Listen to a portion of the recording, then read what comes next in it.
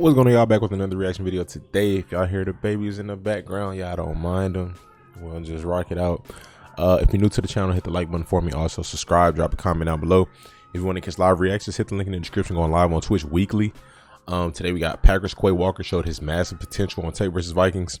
This is the Football Scout. Shout out to him. If y'all know some cool football channels that y'all are familiar with, that y'all watch, drop them down below. Looking for some new content to react to. So we're gonna go ahead and check this out. I like Quay Walker highlights from college. Interesting pick. Pairing him with Devondre Campbell, and he come in there starting as a rookie. I think it's not too many starting rookie linebackers right now. Like inside linebackers at that. So I'm really getting it. I know there's the guy from Malcolm Rodriguez from the Lions. He's playing pretty well. So we'll see how this plays out, how it pans out. This is again, his tape from the Vikings. This is so 2 games ago pretty much, but I wanted to see this video. I never checked it out, so we're gonna go ahead and check it out now, and hopefully this gives us some insight into what to look forward to, as to what to look forward to later on down the road in the season. Hopefully he can keep up this good play. So let's go ahead and jump into it, man. For being 6'4", weighing 240 plus pounds, Quay Walker moves in a way I didn't know he was that big. So they got 2 tall inside linebackers. Okay, all over the field making plays. He did only play 38 because Devondre Campbell's 6'4" as well, so that's interesting. Because he did go down with a shoulder injury, but in the snaps we saw, man, he looked really explosive. He looked really impressive, and today he got some good speed, really good speed. That was a nice tackle right there. Jumping right into this next play, I want to talk a little bit about something that a lot of people don't talk about when it comes to Quay Walker. And we mentioned he's 6'4", 241 pounds. He does a great job being able to extend and get blockers off of him, and of course help make the play. Now, Joe Barry, from a I did not know he was that tall, likes to utilize what is referred to as a light box. Notice how there's 2 safeties deep, and at the same time, there's not enough defensive guys.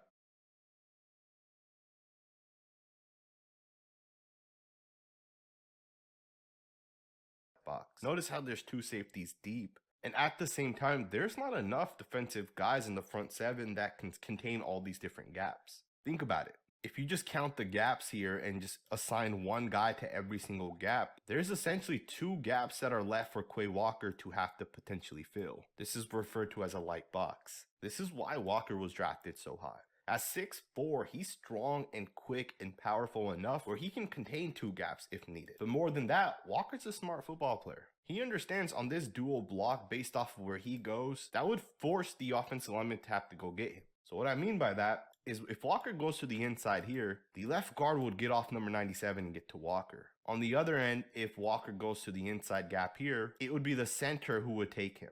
So Walker understands this, and he's going to take the inside gap, understanding he can easily get back to the right here, and that's exactly what he does. He gets there and he's able to help make the tackle. Now, I want you guys to think about this play. The Packers are basically begging the Vikings to run the football. They have less guys than what the Vikings have in terms of blocking. Generally speaking, if you have 5 blockers, you need 6 guys to contain every single gap as a defense. But because you have a guy like Walker, he may be able to contain 1.5 to 2 gaps. It's a great job right there. Let's get into it's good job holding up by the defensive tackle too. This play right here, this is 3rd and 8. This is the play in which Walker is going to tackle Adam Thielen short of the sticks. 3rd and 8, ends up stopping him 1 yard short. But I want to talk about this play. Between Walker, the other inside linebacker, and the safety, they are responsible for the running back, the receiver, and the tight end. They are in a match concept, which means anyone that goes out this way is going to be picked up by this linebacker. Anyone that goes deep is picked up by this safety. Anyone who comes across the field is picked up by Walker. Now, the unique part of this is you can put Quay Walker in a situation where he's has to cover and pick up and switch on a wide receiver, because he's fast enough to be able to make the play. On this play, he chases Thielen and stops him. And this is a win for the defense. On 1st, 2nd down, you can give up 7-8 yards as long as you're able to get off the field on 3rd down. And generally speaking, teams don't go for it on 4th and 1 unless they're on their own side of the field. If Walker made this stop right here at the 30-yard line on the other side of the field, this would be a massive win. Still a good job by Walker. Of course, as you guys know, they weren't able to get the stop on 4th and 1, but it's still a good play. Let's get into the next rep. Alright, guys, jumping into this next rep, if this is not the first time you're on this channel, you guys know that one of the things we like to do on this channel is look at not only the positive reps, but the negative reps in which we refer to as teach tape It's something a coach can teach Walker about, really discuss what happens on any given play. Now, if you guys watch Walker, he's going to get frozen by the fact That's that good. this guy They comes at the point back out the goods and the bad. Well, he's pointing out the good and the bad. So give you insight as to where it's not. The tape doesn't feel completely biased. So it's good. to the right, when in reality, the running back gets the ball. You even have the left guard here who's pulling to the left. You have some down blocks here by the offensive lineman and the tight end. But if you guys watch Walker, he takes. I don't know. I don't know if this makes a difference, but he's standing kind of high. You know, Devondre Campbell is low squatted. You know, ready to change direction, ready to explode. I don't know if this is. I don't know. I could be reading too deep into it. To down block the ball that this guy comes out the backfield to the right. When in reality, the running back gets the ball. You even have the left guard here who's pulling to the left. You have some down blocks here by the offensive lineman and the tight end. But if you guys watch Walker, he takes a little bit too long to really read this play. In rookie right guard, Ed Ingram is able to seal him, or at least stop him. In my opinion, Walker has to do a better job to be able to read this play. Regardless, it's not a big deal. I think as Walker gets more reps, as he gets a little bit more used to the game speed, he will be able to realize that, hey, the left guard's pulling, all the other guys are down blocking. This play is obviously going to go to the left. In my opinion, he took just a second too long to be able to read this. To realize that, hey, the left guard's pulling, all the other guys are down blocking. This play is obviously going to go to the left. In my opinion, he took just a second too long to be able to read this. And of course, the defensive line was able to stop. It's just picking up any extra yards. Instincts, you know.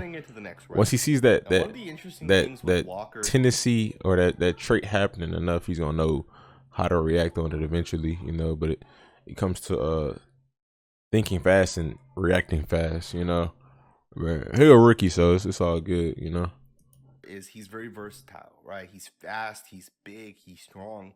He can play on the inside, and he can also play on the outside as an outside linebacker if needed. It's a good hit. This plays like this, where if you put a receiver in motion, he can help contain that and cover that. And then at the same time, if you have a guy running, he looks like he's about as fast as your average receiver. You know, like an average speed receiver. And make the play on the football. When you really watch Walker and the way he moves, he does a great job reading, reacting, and being able to get to his spot. That's a great job right there. Man.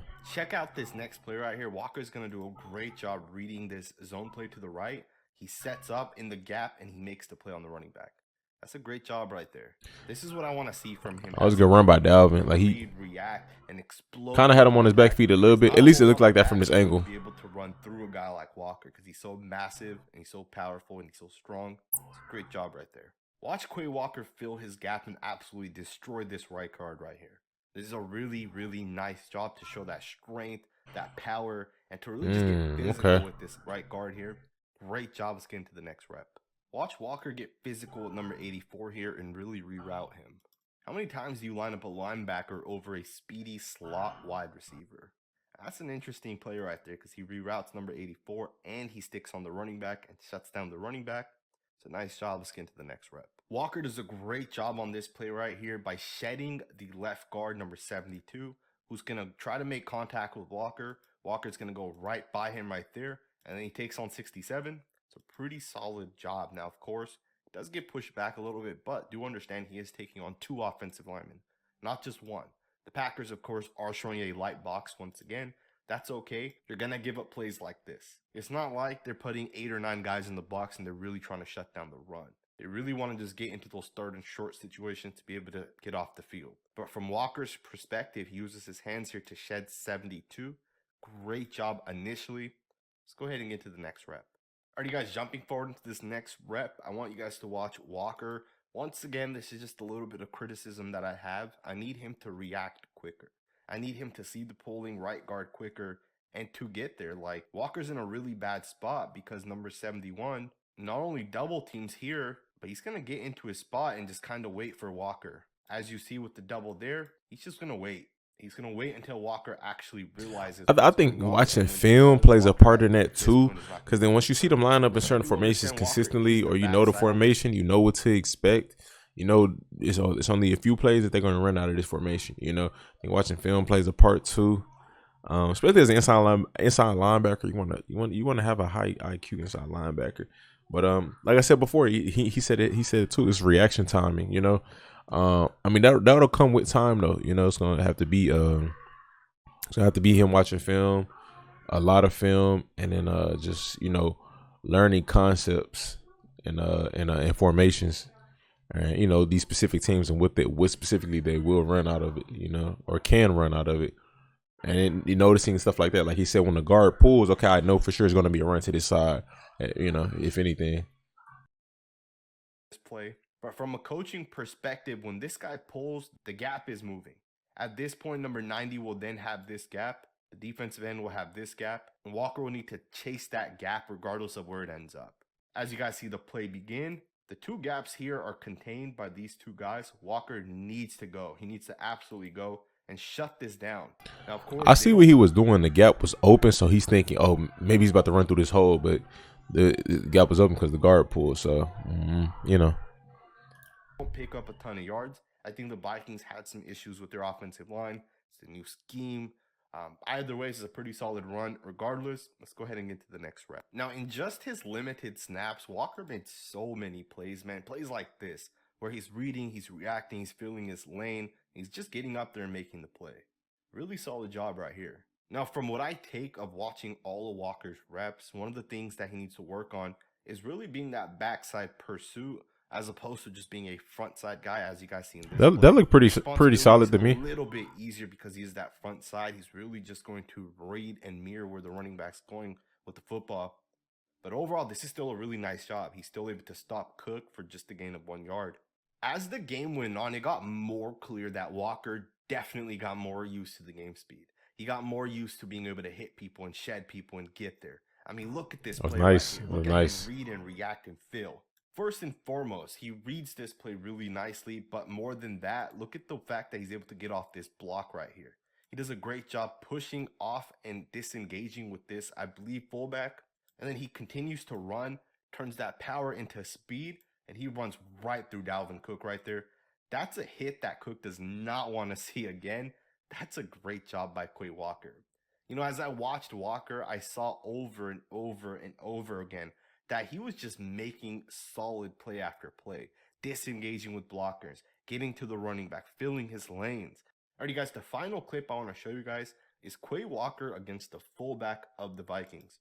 And look how much bigger and stronger Walker is. Like, he almost makes this fullback look small. Like, the fullback really struggles to move Walker. I mean, Walker just does a great job with those hands. I never really paid too much attention to CJ Ham blocking, but I know he's a solid fullback when they give him the ball. Absolutely. A few issues in terms of being able to read and really understand exactly what he needed to do on backside plays. But again, that's not a massive deal. I think as the game slows down, he will get more used to it. The speed of the game slows down. Overall, Quay Walker is the real deal.